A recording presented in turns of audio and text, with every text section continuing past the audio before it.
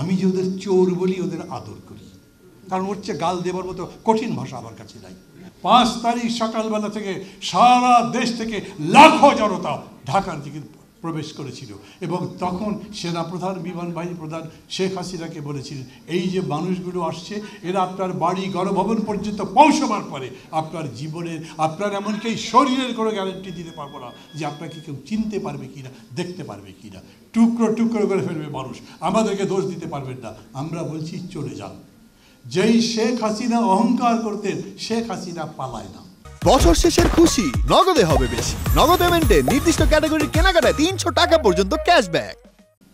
সেই শেখ হাসিনা কীরকম লেজ গুটিয়ে পালিয়েছেন সেটা আপনারা দেখেছেন। স্বপ্ন কী ছিল? নতুন বাংলাদেশ গড়ব। নতুন বাংলাদেশ কেমন?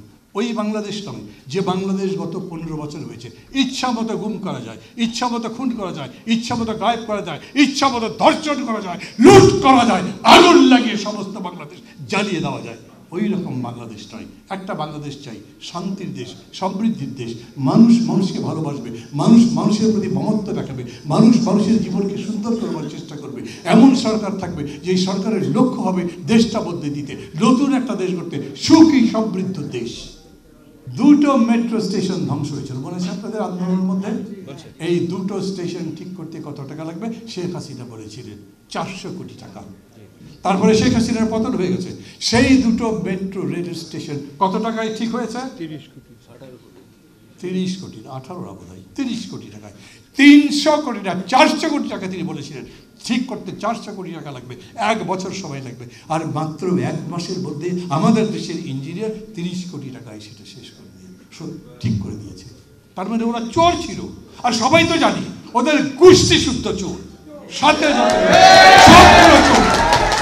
পুরা দেশের সম্পদ লুট করে মানুষকে খোকলা বানিয়ে কেবল নিজেদের সম্পদ গড়বার চেষ্টা করেছে। এত বড় বড় গর্ব করে ওই যে পদ্মা সেতুর কথা বলে না, ওই পদ্মা সেতু কত বড় লম্বা? 6 কিলোমিটার, জানেন আপনারা? আর আমাদের পাশে ইন্ডিয়া আছে, আসাম কি বলে, অরুণাচল এবং আসামের মধ্যে একটা সেতু তৈরি করেছে, সেটাকে ভূপেন হাজারিকা সেতু বলে। এটা বলেছি 6 কিলোমিটার, ওটা 9.15 কিলোমিটার। আমাদের এই সেতু তৈরি করতে লেগেছে 40,000 কোটি টাকা, সরকারি হিসাব। আর ওইখানে 9.25 কিলোমিটার একটা সেতু তৈরি করেছে 1186 কোটি টাকায়। কত বললাম? 9.25 কিলোমিটার 1186 কোটি, আর এইখানে 6 কিলোমিটার 40,000 কোটি টাকা। আমি যে ওদের চোর বলি, ওদের আদর করি, কারণ ওর চেয়ে গাল দেবার মতো কঠিন ভাষা আমার কাছে নাই, বাংলা ভাষার মধ্যেই নাই। এত বড় চোর তারা, এত বড় নিষ্ঠুর, এত বড় অমানুষ, এত বড় মিথ্যু। তো এইরকম মিথ্যুকরা যদি দেশ শাসন করে তাহলে দেশের কল্যাণ হবে কিভাবে?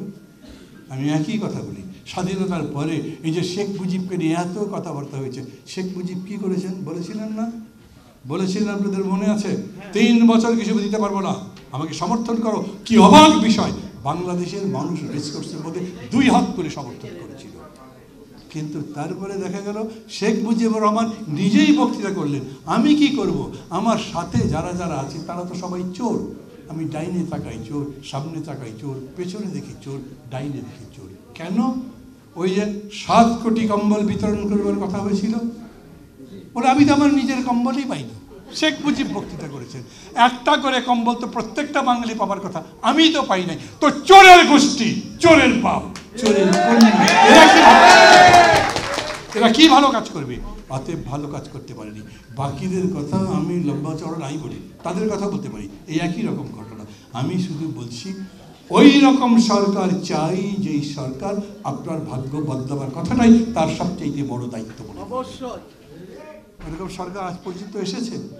যদি আসতো তাহলে তো দেশ বদলাতো, পুরোপুরি না বদলাত, কিছুটা তো বদলাতো। কি বদলেছে বলেন আমাকে?